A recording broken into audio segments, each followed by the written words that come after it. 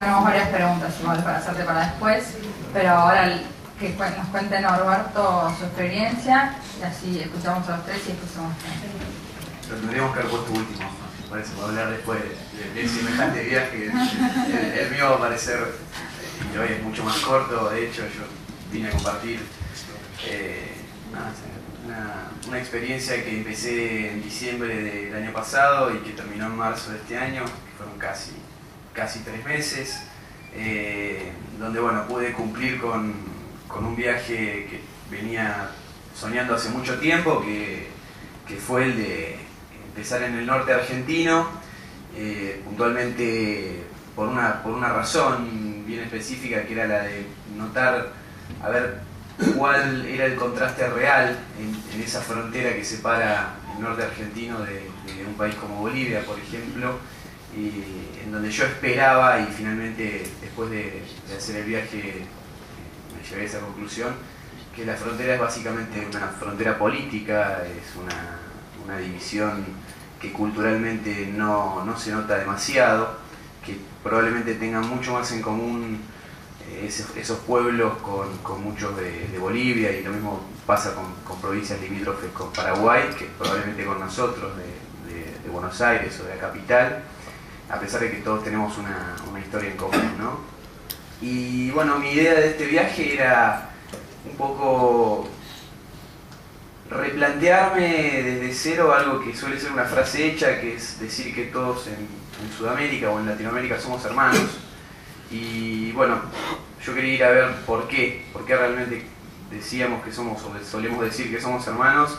Yo nunca había estado en países de la región, en mi primera experiencia como mochilero. Yo, de hecho, un poco en broma, pero también con algo de realidad, digo que el viaje lo empecé a los 25 años y básicamente me sentía, en muchos momentos del viaje, me sentía uno de los más ancianos de todos los mochileros, porque la verdad es que uno se encuentra con gente muy joven haciendo estas primeras experiencias, y creo que la idea de este auditorio, que me parece que el mensaje que quiero que se lleven hoy, me gustaría que se lleven hoy, es el que estamos todavía, pero ustedes más que nada, están en una edad justa y muy interesante como para hacer experiencias de este tipo, ¿no?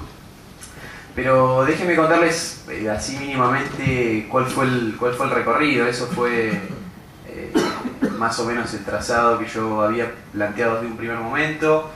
Lo hice con este espíritu de poder responder a esta pregunta, o poder por lo menos explorar un poco en esta idea de por qué es que decimos que somos hermanos, qué es lo que realmente tenemos en común.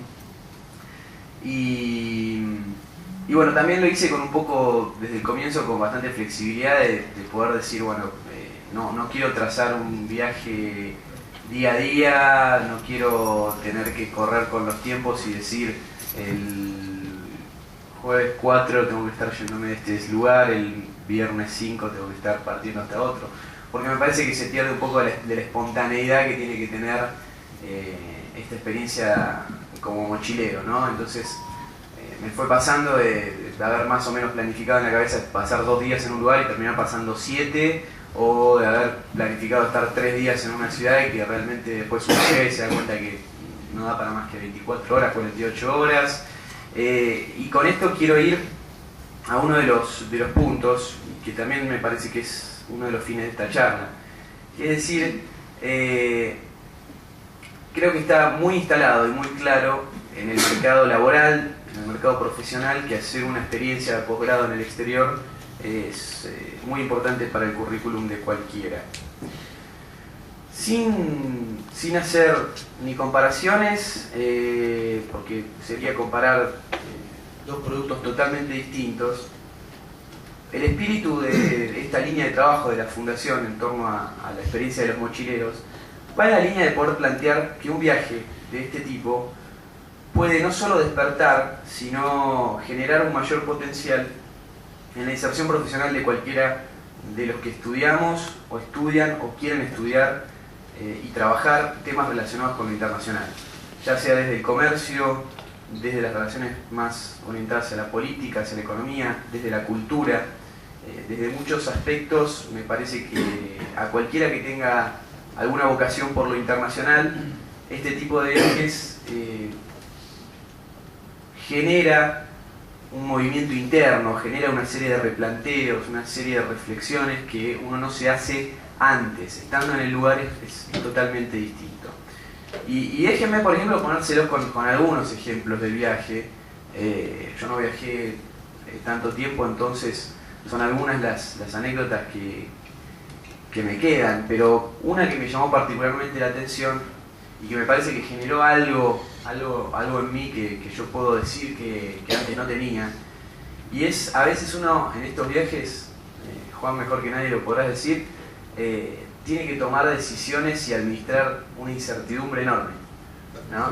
Administrar incertidumbre. A mí me gusta ponerlo de esa forma, porque si hay dos países en América Latina con una historia muy en común, son sin duda Venezuela y Colombia, ¿sí?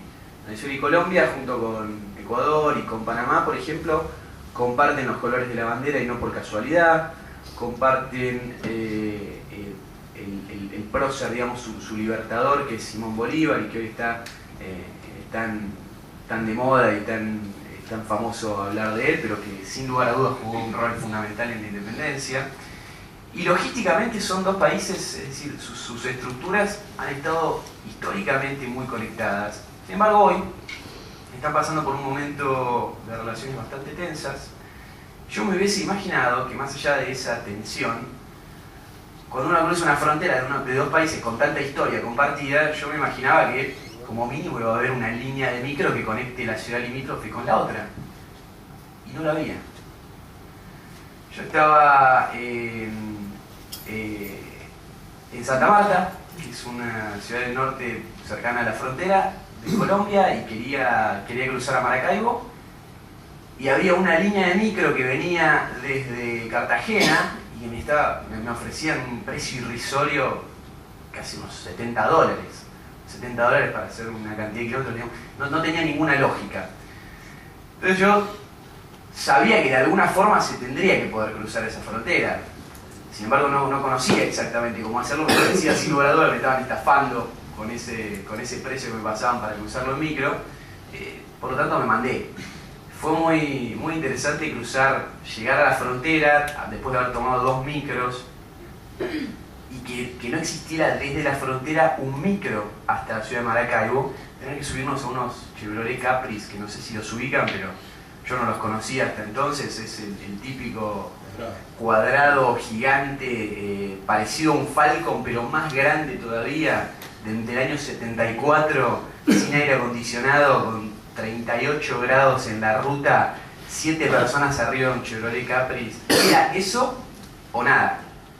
Entonces, finalmente llegué.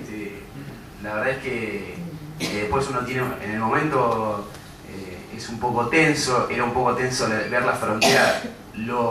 Al estar bastante tensas las relaciones entre los dos países, también uno ve que no son muy amables con el turista, porque desconfían de todo aquel que esté cruzando. Hay un tema complicado de contrabando, sobre todo de gasolina, entre Venezuela y Colombia. Uno lo ve bien clarito en los militares que custodian la zona.